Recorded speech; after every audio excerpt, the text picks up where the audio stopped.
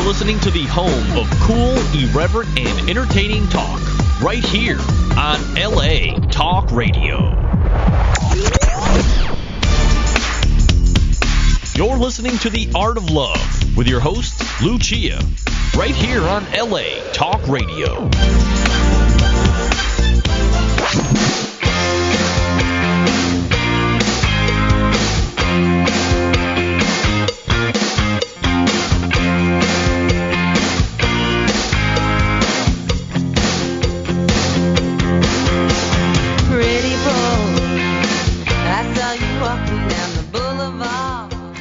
Hello and welcome to The Art of Love. My name is Lucia. I'm your host and a dating and relationship expert. And I'm here to entertain, educate, and enlighten you about love, dating, and relationships. Take your live calls, answer your emails, and speak to authors of books which I find interesting. And this week, we'll be discussing a topic that pretty much everyone has encountered some point in their love life, single or married, and that is the wonderful world of cheaters. Doesn't that sound like a TV show? The Wonderful World of Cheaters. And the name of the book is Anatomy of a Cheater. The website is anatomyofacheater.com, very appropriate. And the author is Herschel Williams. So I'm going to bring him on, and we are going to find out all about the anatomy of a cheater. So, welcome to the show. Hello, Lucia. Hey, are we on tape delay? Can you hear me? I can. Okay, I can hear you. Wonderful. Okay, good. This interview, we had trouble getting the PDF to me. I almost wasn't able to read it. It's like the universe wanted to keep us from doing this interview, because we're going to give away all the secrets. I don't know. We'll see. So Herschel Williams Jr. has a bachelor in business, a professional certification in human resources, a master's in business admin, but more importantly, a PhD in life experiences. His first book, Anatomy of a Cheater, is a culmination of travel, lessons learned, transgressions, and pain he caused and experienced. So, okay, I guess I can pretty much guess. How did you come to write this book? But I'll ask it anyway. Well, I took a long look back at my own life and said, okay, why were you so successful with women? Why were you so successful with cheating? And as I aged and matured, I saw a need to put some information out there that would help others like myself who were serial cheaters, but more importantly, empower women to understand what they see and how to select different men as they see these type of things coming at them. So, wonderful. So I guess we'll call you a reformed cheater. I have been called that before, yes. Okay, and you've probably been called worse too. Yes. Now, what finally made you see the light?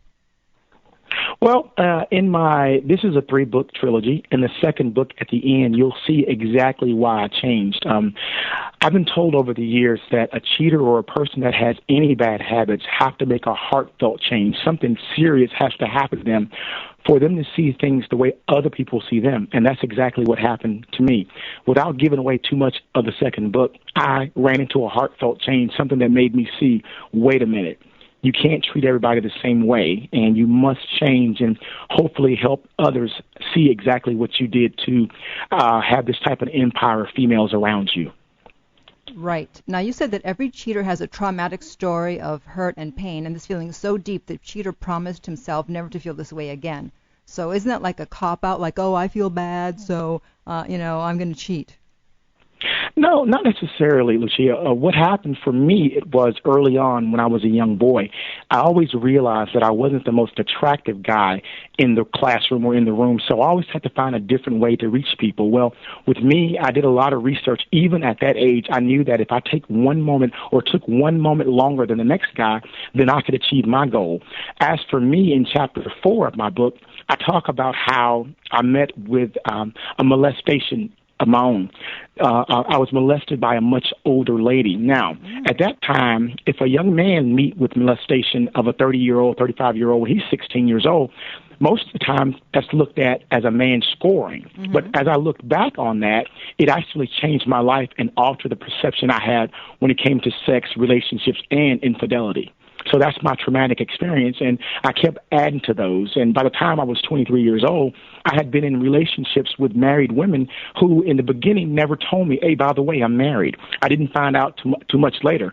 You have to understand, I was a very young kid, in a sense, and these were much older ladies. So. Mm-hmm. Okay, so I didn't realize the traumatic story dealt with molestation. I thought maybe the traumatic story was about, someone cheated on you or someone dumped you, and that led to cheating. No. Unfortunately, it was a much older lady. And, along the way, I say that whenever you feel different experiences long before you should have, i.e. that young lady molesting me, I was feeling things that I probably shouldn't have felt until I was late in my 20s or 30s. And so what it did was it gave me an advantage over the young ladies that I was dating at my age. So I was way ahead of the game. And so it just continued to compound as life went through my 20s and through my 30s. And so subsequently at 40 years old, I look back now, and if you look at my book, there's 2 sections to it. Anatomy of a Cheater is the book about my life from the time I was 5 years old to 23. But if you look at the key points, that's me speaking as a 40-year-old man, looking back and giving you my psychological analyzation of exactly what I was going through at that time.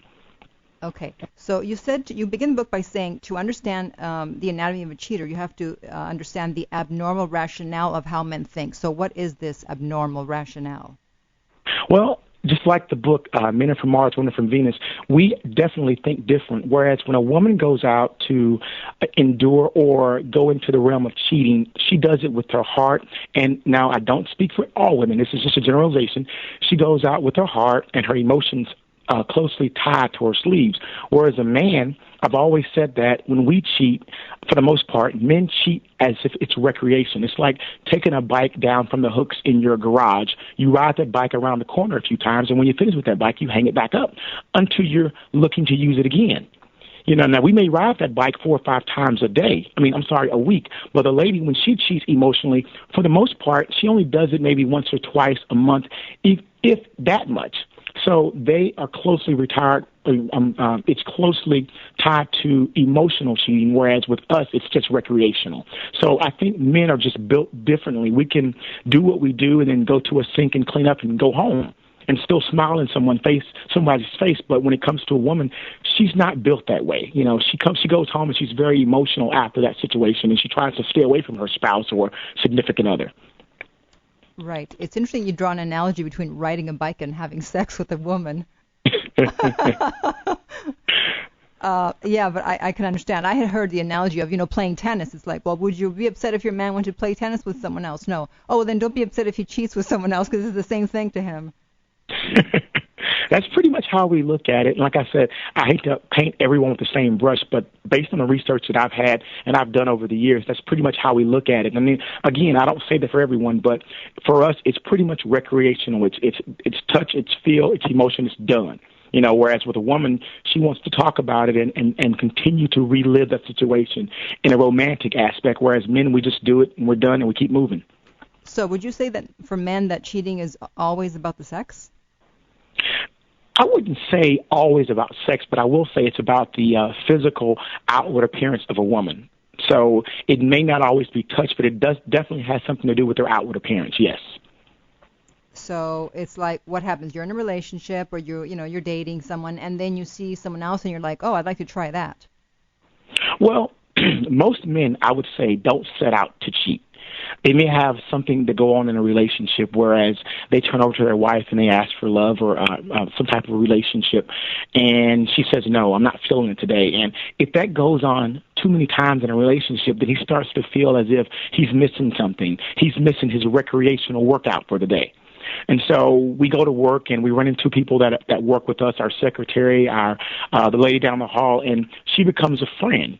In the back of our mind, she's very attractive from day one, but we don't really look at her that way until something at home triggers something inside of us. I'm not getting what I need at home. I'm not getting the affection that I need at home. So finally, the stars and the clouds, they all line up, and before you know it, the lady down the hall and you're having lunch or you're having a discussion, and somehow with men, it always turns sexual.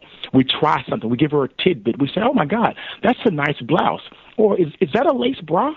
And if she lets you run with that, then you go on with it, and before you know it, you're somewhere having sex lunch in a hotel. Mm-hmm. So you plant the seed, and if she goes for it, then it's on. That is exactly right. And in some cases, depending on who you are, that seed is planted a lot earlier, and it's also fertilized. But if in my case, I was always the guy that had a reserve role. I let the lady plant the seed in me. She would look at me and say, what is it about this guy why won't he come after me? And so she started to feel, a little insecure about herself, and that was a way of breaking down her her defense mechanism. And once I got to that point, it was always, a touchdown. We always scored. Yeah, in fact, I know that one of the tricks is that players use, and I guess cheaters too, when they meet someone and they're like, say they say to the woman, maybe even not even directly, but just from their actions, like, no, I don't want to have sex with you. No, are you kidding? Absolutely not. That is exactly 100% correct. I mean, a lot of men don't understand that, but if you wait 1 second longer for her to ask you, or, for instance, in the back of my book, I want to say chapter 14, 15, somewhere around in there, I talk about my interactions with a young lady named Terry. Terry was a very attractive young lady, but she was also, I would say, country. She was, not from the inner city. And I knew she thought, like most women thought, oh, he just meant me to interact with me sexually. So you'll see in the book, I go through step by step of how it took a moment longer for me to interact with her. By the time we got to the bed sexually, she was already feeling bad about herself. She was very insecure. I always say, you show me a lady that's absolutely gorgeous, and I'll show you a lady who has very low self-esteem. And I'm not saying that in a derogatory manner, but I'm saying that for someone who is going through a cheating life. I could always pick out the ladies who were absolutely gorgeous but didn't feel quite secure about themselves. And so my mechanism or my goal in life was to take a moment longer and not ask them for sex or not do anything that would show a physical attraction. And by the time it did get there, she was feeling pretty bad about herself because this guy had even tried to kiss me or hold my hand. So it was a much easier battle for me. So, and again, Anatomy of a Cheater is not about how to. Right. It's about how I. And I'm actually pretty remorseful for it, so I use that as a platform to speak and say, this is exactly how I did it. I'm not asking that you do it this way, but if you're a woman and you can actually understand some of the terminology I use, you'll see it a mile away before it gets to you. Okay, so I have to ask you this. Everyone's going to be wondering. You just said, okay, you can tell the gorgeous women who have low self-esteem. And by the way, not all gorgeous women have low self-esteem, if I may speak for myself. Yes. And so what are the signs? Well, a woman that is absolutely gorgeous, she's looking for you to come at her right away, like everybody else does. She has the autonomy to fan you guys away constantly. But if you're a guy in a crowd, say there's 6 of you, if you're the one that just takes a step back and let the other 5 go towards her, she really relishes the fact that she can say no to those 5 guys. But if you're number 6 and you just take it, you may know her in a work environment and you may not speak to her other than to say hi, but, not the long stares or the gawks or when she looks back, you're looking at her butt go left to right. If you're the guy that can really hold back, 9 times out of 10, she's having a self-esteem issue with herself, and she's saying, why won't this guy talk to me? Everybody else will, but why haven't I had a chance to say no to him? That's when you know you're breaking down who she is. And again, I'm not here to say this is how you do things, but I will continue to answer your questions. Okay. Well, my question was actually, maybe I put it incorrectly, but how can you tell that she has low self-esteem? Well, I've always said if you show me a beautiful woman, I can show you someone who has self-esteem issues. Now, I'm not saying that all women are that way, but basically she's always looking for the spotlight, always looking for the limelight. She stays in a mirror. She can't pass a glass without looking at herself. Oops. I hate to sound that way, but you can always spot them a mile away. And I'll give you another tidbit. If she's a model, if she's an actress or something, there's something going on with herself. There's always a self-esteem hit because sometimes you see very, very attractive women with not so attractive men. Right. Well, there's your Herschel. That's the guy that broke her down. and you're saying to yourself, outsider looking in, wait a minute, he's not that attractive. How did he get her? Yes. How dare he? So it's definitely self-esteem issues. And so my book, Anatomy of a Cheater, we go into a lot of the psychology of how men think and how they go through life. Now, this book talks about how the early years, which means from the time I was 5 years old up until I was 23. The next book, which will be released pretty soon, will go from the time I was 23, and I'll go into my marriage years. So it's Anatomy of a Cheater, the marriage years, and basically it's a lot stronger in language, and it's a bit more rated R than the first one. But then the third one is my redemption, how I changed my life. And so if you just bear with me, there's definitely a method to my madness. I'm sure there is. So we have a trilogy. Yes. Okay, so since you're saying that gorgeous women have low self-esteem, are you saying that less attractive women have high self-esteem? In some cases, it's so. I'll say to you, I'm a pretty average-sized guy. I'm about 205 pounds, and for years, I didn't date women that were a plus size. And so about 4 or 5 years ago, I met a lady who said, give me an opportunity and I'll show you. And this lady had the highest self-esteem I've ever seen in my life. And she was, I would venture to say, and I hope she's not listening, but I venture to say she was between 280, 300 pounds. And I gave her an opportunity, and she was phenomenal. She rocked my world. And that changed my perception about women that were obese or women that were not so attractive. She had a much higher self-esteem than the supermodels I had been dating in the past, or people that were, in my case, superficial to me and that I went after. So that changed my perspective about how people view themselves, because I feel like your self-esteem comes from inside. Yeah. If you believe about yourself that you're one way or the other, then everyone else will see that and they'll walk with it. Like I told you in my book, and I say right here, I wasn't the most attractive guy, but I was always the guy that went after people that exceeded my expectations. Well, yeah, I've seen your photo. I mean, you're not that bad. You're making yourself sound like you're hideous. Well, thank you. Okay, so you said in the book that you developed a plan to approach the opposite sex. So what do you mean by that?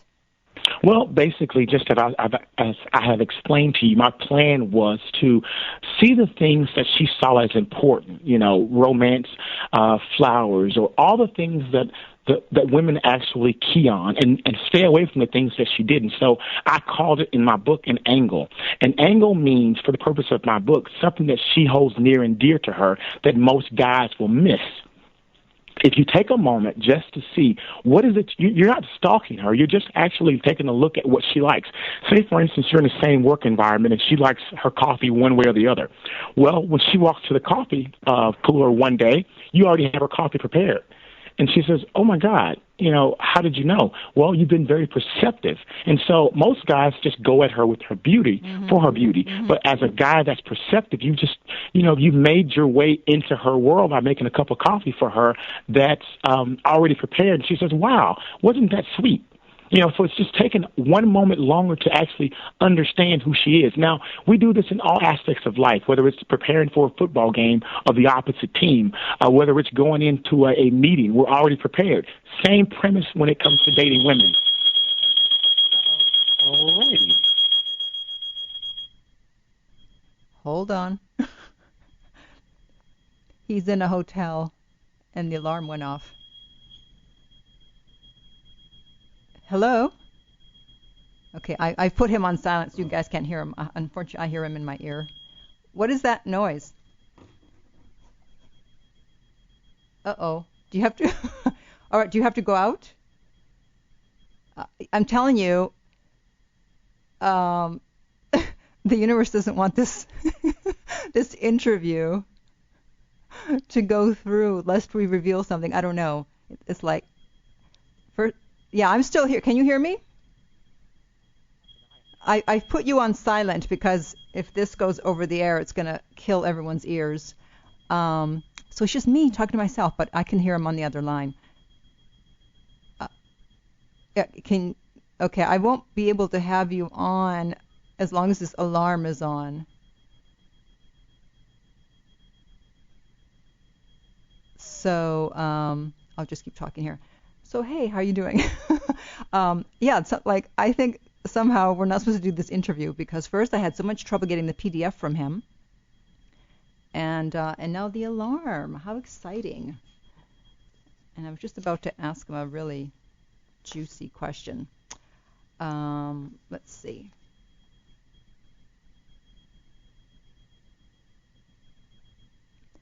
Hey, Herschel? Oh, I think it's gone. No, it's still there. Okay. I am going to talk about... It's always something, isn't it? I hope there's not a fire. I'm still here. Are you still there? I mean, obviously you're still there, duh. Okay. Okay, I can still hear the alarm, though. Ugh. Happened on live radio. Okay. Yeah, now you know it's live. We're not just making this up. Now I forgot where we were. Oh yeah, about the coffee. Okay, so you're making her the coffee. Got it. Okay, now moving on before the next alarm goes off. You said from the first encounter, a man knows what his intentions are with a woman. Can you speak to that? Because a lot of women don't understand that. Well, I say that in normal situations of a man meeting a woman, when he first sees you, most men are very physical in nature. Mm-hmm. So he sees you, he sizes you up, and he knows, I think, instantly what he feels with you, whether you're going to be a girlfriend that he's just going to play with, whether you're going to be a wife for the future, or someone he does not even find attractive. All right. There goes your alarm.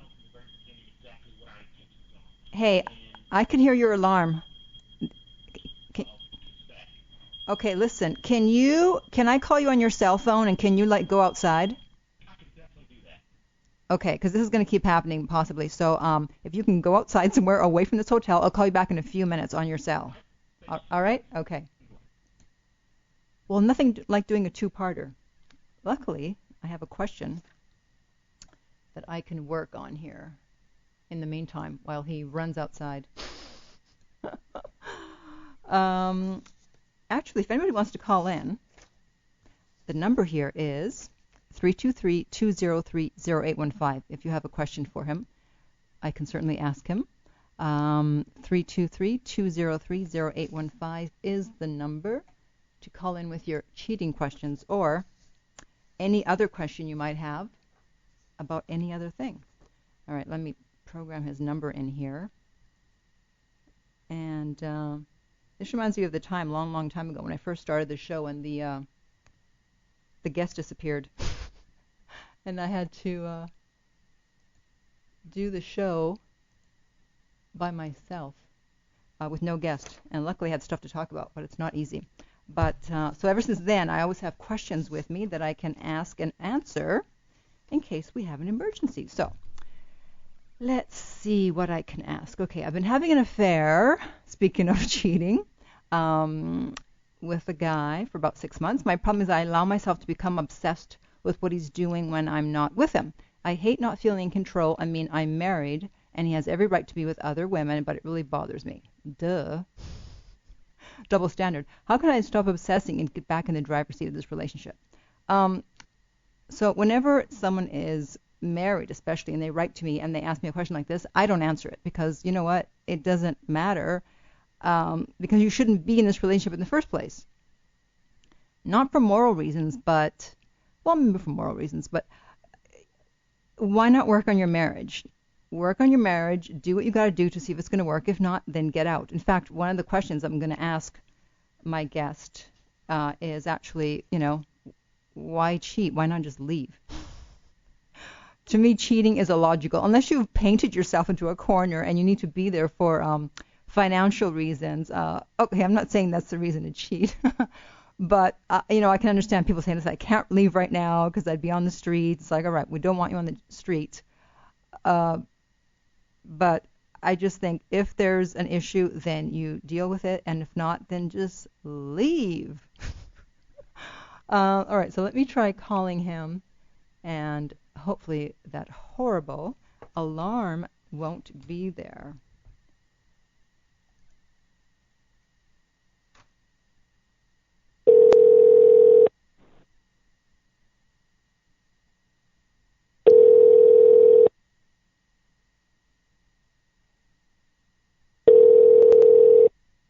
Watch how good his voicemail.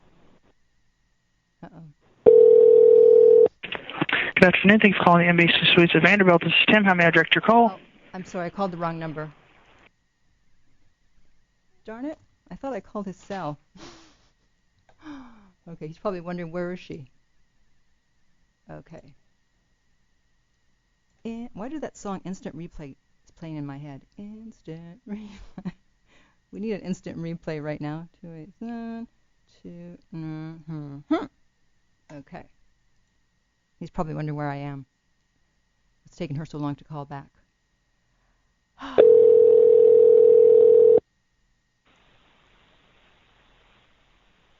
Hey. Hey. We're back. Are we outside, away from the alarm? We are outside, away from the alarm. Okay. Can you speak a little closer to your phone, because I hear you sound a bit distant. Okay. How am I now? That's much better. Not as good as the landline, but what are you going to do? Okay, we'll do the best we can. Yes, we can. Okay, so moving right along. So had you finished answering? I had asked about, from the first encounter, a man knows what his intentions are with a woman. That is correct. I truly feel in my heart that a man knows exactly what his intentions are when he meets you. His goal is to size you up and go from there. You know, he tells himself whether you're marriage material, whether you're somebody that he just plans on laying and playing with, or if you're someone that he plans on having a serious relationship with that may fall short of marriage. But from the time we meet you in a hotel lobby or the time we meet you in our work situation, we always know exactly what our intentions are for you. Got it.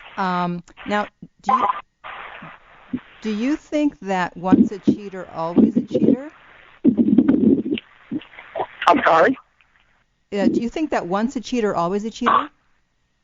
No, I don't think that at all. I think that just like myself, you can become a reformed cheater. You just have to find it within yourself to do something different that will cause you to move in a positive direction instead of staying in a negative direction. So I do believe that everyone has change in them, and that's the premise behind my book, that there actually is change inside of every man if you give them the opportunity and the fuel to do so. Now, what about this? And I was talking about this while I was waiting for you to get out of that hotel. I mean, to me, like, cheating is not logical in the sense that, you know, if you're not happy with the situation you're in, then why not move on? But I'm sure you have a different explanation. Well, for me, I honestly believe that men stay in relationships long enough to look for a new suitor. So I have this saying, and my saying goes something like this. If you think about a chart, the chart says A, there are no single men. B, if he tells you he's single, revert back to A. It's a cycle that's never ending, because what I'm trying to say is every man has someone in their life. But you have to know the questions to ask the guy, because he may think that he's in a relationship that is just physical, whereas the girl is meant to believe she's in a relationship that could be going somewhere. And as a man, you never really tell the truth until you're ready to divulge exactly who she is. So that's your question, yeah. I honestly believe that there is change in all of us. Yes, there is always something to find different in each one of us. Okay, it's a little hard to hear you. If you can... Okay, I'm sorry. It's okay. Just talking to the phone as closely as possible. In fact, you do say that most men have a serious complex about being alone. This means that physically, emotionally, or mentally, they are normally tied to someone. Hence, they are never truly single. That is exactly how I feel. And that's basically the analogy I just gave you. There is always something or someone in their lives that, you know, allows them to be close to someone.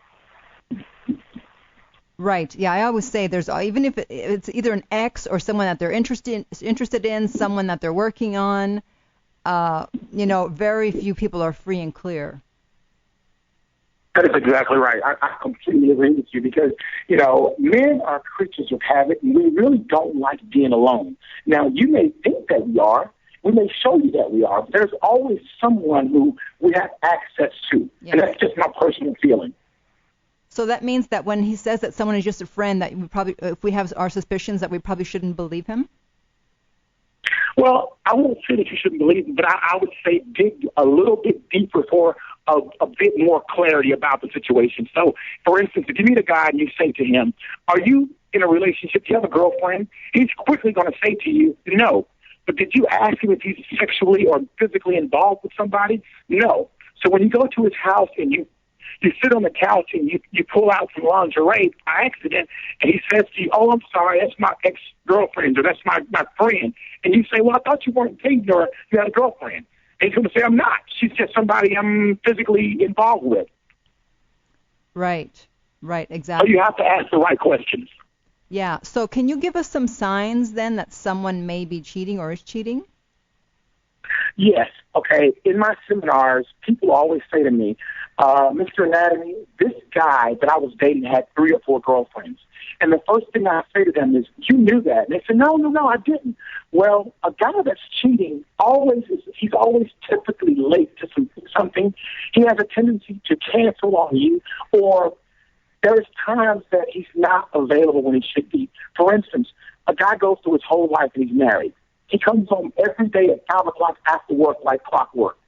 All of a sudden, he meets a young lady at work, or he's cheating with his secretary, and things change. He makes a phone call home and he says, hey, honey, I'm running a little late, but I'll be there. Well, since this has never happened before, it's not a big deal, right? Mm-hmm. So now 2 or 3 times a week, he's working late. You think he's working on a big promotion. I think he's seeing someone else. So I say to a woman, when your routine changes in your personal relationship with your husband, significant other, boyfriend, whatever you want to call him, then just kind of look a little bit deeper. I don't say accuse, because I'm a guy that only deals in facts. So that means I have to dig a little bit deeper to make sure I'm accusing you of what's really going on. But just take a moment to see exactly what it is that's going on. For instance, if he tells you he's working late, and men are going to kill me for this, get in the car and drive up there and take him some dinner. You know, I had a boss that told me once, he said, Herschel, I promise you, I trust you. But every now and then I have to verify that trust. And in the short term, it made me feel like he didn't trust me. But as I got older, I completely understood what he meant. He's saying that everybody, every now and then, may have a little distrust in them. So because I feel that way, I'm going to verify the trust every now and then. And his way of verifying trust was he would come into my city unannounced and come to my office without me knowing to make sure that I was doing what I was supposed to do at that time. So it's the same premise in a relationship. If you notice that time is getting away from you, and there is no possible way a man can date 2 and 3 women and still have a regular home life. So my point to that is he's giving you a clue somewhere, somehow. You've just chosen to miss that clue. And so that's when people say to me, you know, I'm so distraught. I never thought my husband or I never thought my girlfriend would cheat on me. And the first thing I say is, you saw a sign somewhere. You just chose to miss it. Yeah, exactly. In fact, you say that when a cheater is secretly pursuing another female that he's fond of, the lady questioning his antics should never expect a straight answer about intimacy with another female. And, you know, I totally agree. It's like, I don't care. Obviously, if I say, are you cheating or are you interested in her, you're probably going to say no. So I'm not going to ask you. Yeah. Like I said, a lot of men, for me, during my heavy cheating years, I was pretty honest. But the lady would have to know what question to ask me. And you know how men are. We're extremely evasive. So we're not going to give you information that you didn't ask us for. Right. So, you know, I think one time a woman asked me, a friend of mine saw you at a restaurant with a young lady. And I said, really? And what else did she tell you? Well, she continued to tell me everything that the lady had told her, which left me not much information to fill in. Right. And I said, oh, yeah, I was there. You know, that was me. You know, did I say to you I was cheating? No, I just said, yeah, that was me. You know, we were in a public situation, and you have no idea because you weren't there. You don't know how intimate the situation was. And so as a professional cheater, you know when to sit across from someone and not sit next to them. Right. You know, it's more of a business lunch than it is an intimate lunch. So, I mean, men go through all of these different changes. They completely understand what they're giving off. I know whenever I walk into like a really dark restaurant with someone, my joke is always, this is a good place to have an affair. Exactly. Because you ask the hostess when she seats you, can I have a booth in the corner in the back? okay. Okay, now you also said if you, speaking to women, if you have shown stars in your eyes for him, he knows he has you. So what are some ways that women show that they're into a guy? Just by being there for him, you're concerned with his feelings. You're concerned with his emotions. He comes home from work. You have his bathwater already run. You have his favorite slippers. You have his favorite meal. Just a man knows exactly what he can get away with. And, I didn't think this interview was going to be about this, but hey, this is actually pretty fun. So okay. I'll go on to say that a man just knows that he always has one screw up. And what I mean by that, and I'm expanding your question, and the answer is, what I'm saying to you is if a guy is dating someone and she's pretty much into him, he comes across another lady that he's about to start cheating with. He can cheat as long as he wants to until he gets caught. Because he's due, and I'm sorry. You know what? It just got away from me. It wasn't supposed to happen. I'm so sorry. It'll never happen again.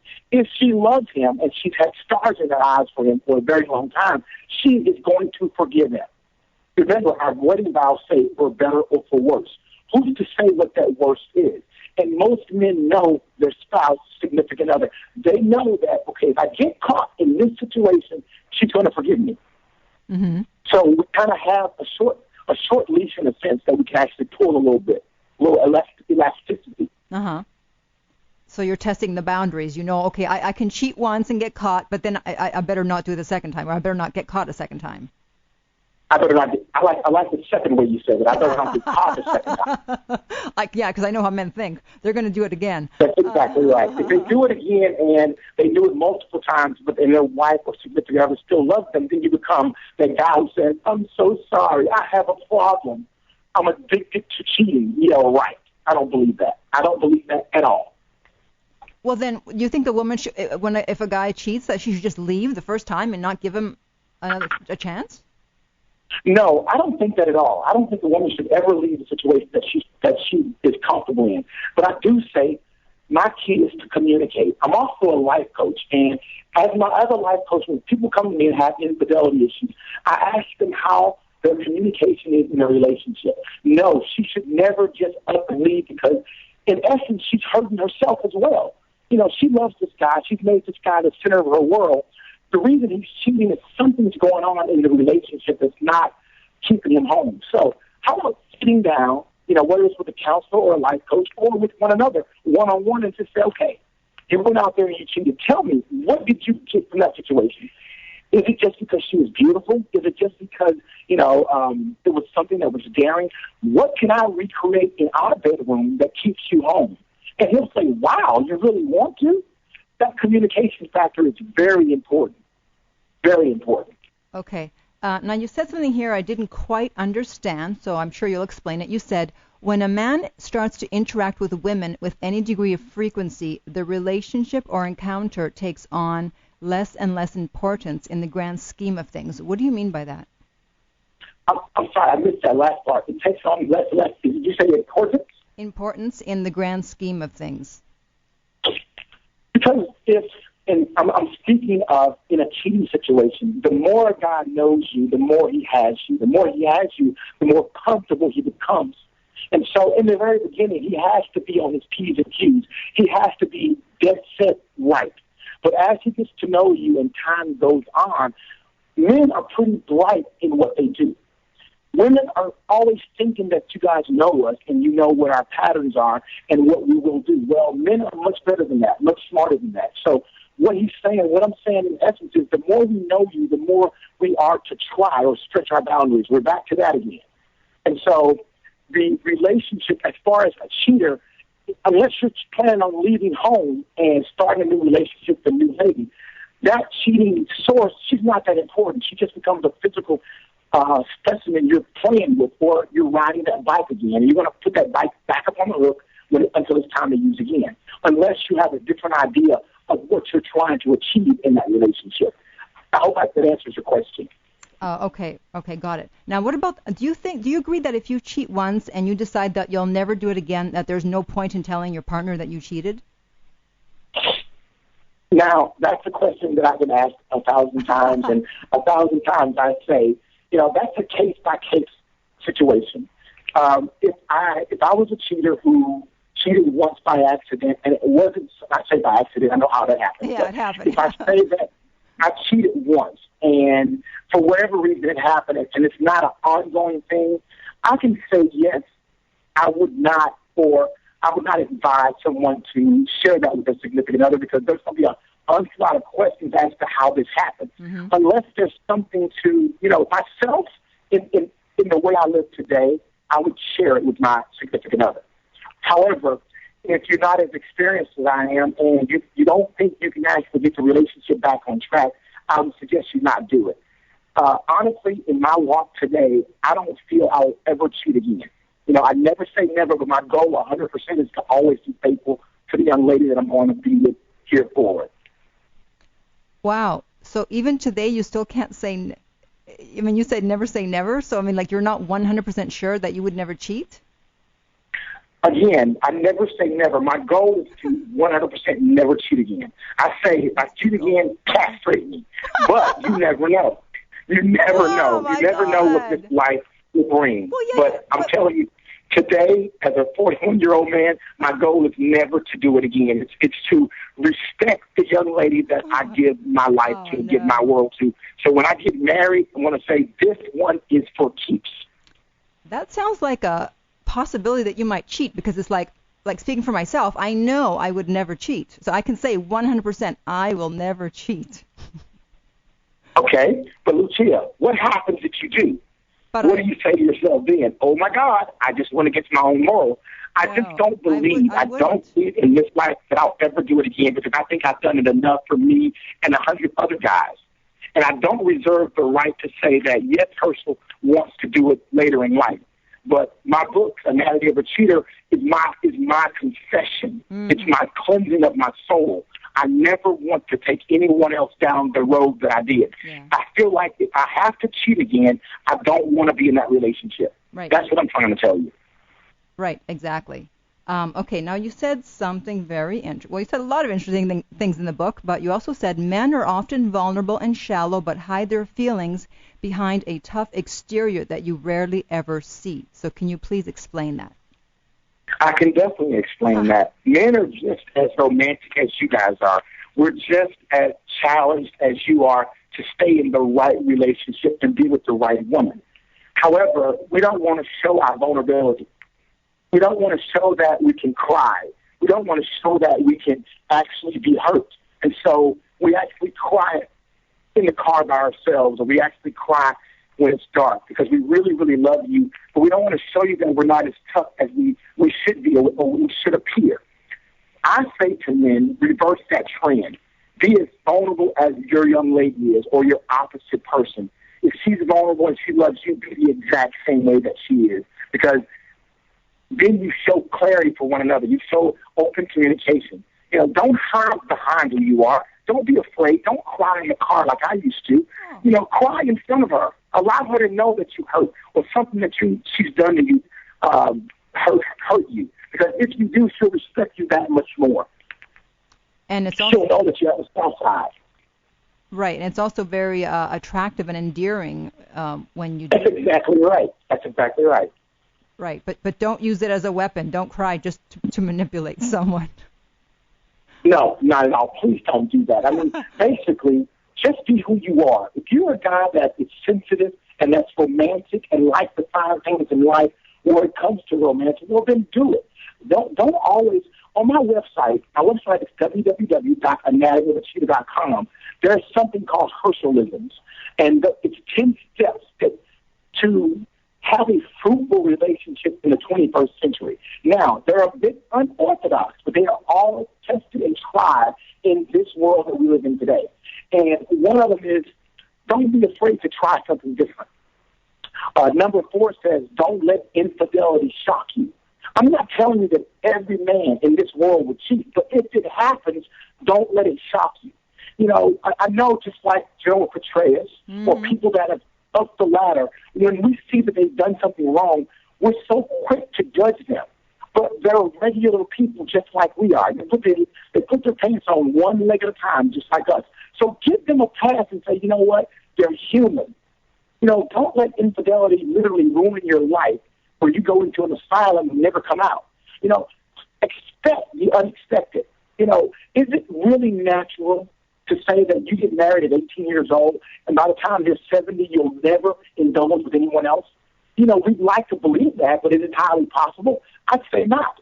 So make sure when you do make a commitment to marry somebody or be in a committed relationship, you're ready to do that. But if something happens that kind of derails your effort, be man enough or woman enough to talk about it with your spouse.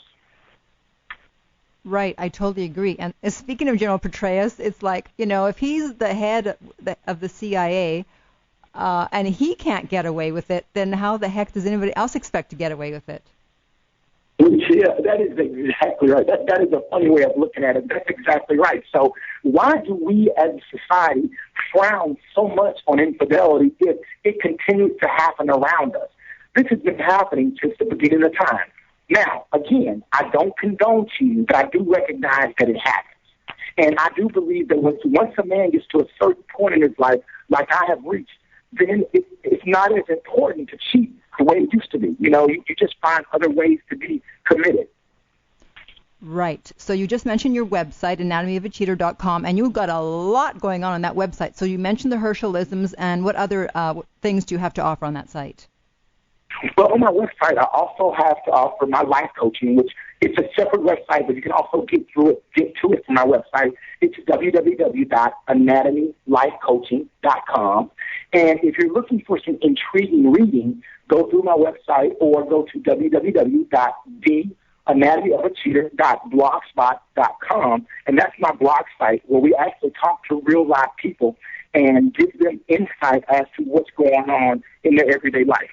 So our goal is to make sure that there's a platform to speak on, so people will know that there is help for you if you actually get yourself in a cheating situation. Wonderful. That's great. Well, thank you so much for being on. I hope the hotel is still there and hasn't burned down when you get back. I'm actually standing outside in the garage attached to the hotel. You know, I was thinking that there was a problem, but, I mean, I saw a bunch of fire trucks go by. I've never been through so much in an interview as I've gone through this one. But it definitely tells you that it's definitely live. But, you know, you're so professional, Lucia. We got through it. And so I hope that I can actually come back on and try this again soon. Yes, when you do your second book, we'll have you back on. How's that? I definitely appreciate it. I'll do that. All right. Well, thank you so much, and happy holidays, and take care. And thank you, and Merry Christmas to you as well. All right. You too. Bye-bye. All right. Bye-bye. Okay. Whew. Well, I apologize for the sound of that second part of the call, second part of the show, but you know how blame his cell phone company, not me. But I knew that alarm might keep going off, and that was going to be a pain, so I had to make a quick decision, an executive decision, as they call it, and that was my decision. Plus, you know, I was in the Army. Speaking of General Petraeus, I know how to take charge. When something happens, it's like I jump into action. It's like, all right, you go there, you do this, you do that, follow me, and we'll get through this. Okay. My website is theartoflove.net, where you can sign up for my newsletter, and I have a lot of other things going on there, so just go check it out. I also have a book at lessonsoflove.net, and the name of that book is Lucia's Lessons of Love, and you can actually get a free excerpt at that website, lessonsoflove.net. And then for the guys, also known as Cubs, the younger men who are interested in older women, I have an MP3, a recording, called howtocatchacougar.net, and yes, there's also a free snippet on that site where you can listen to part of the MP3 to see if you would like to purchase it or not. So thank you so much for joining me today, and until next time, remember that love inspires, empowers, uplifts, and enlightens. You're listening to The Art of Love with your host, Lucia, right here on LA Talk Radio.